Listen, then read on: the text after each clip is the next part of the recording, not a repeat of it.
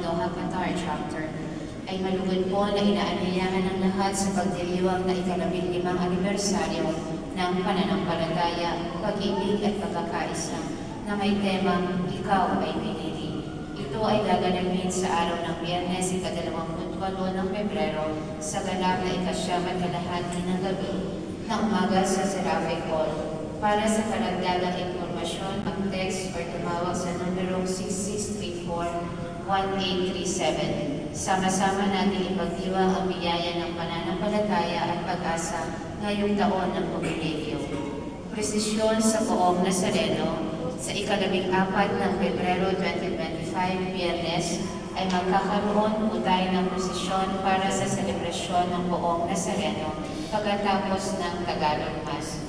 Maaari po kayong magdala ng imahe ng Poong Nazareno at panyo para sa pagbabasbas. Ang lahat po ay inaanyayahan. Maraming salamat.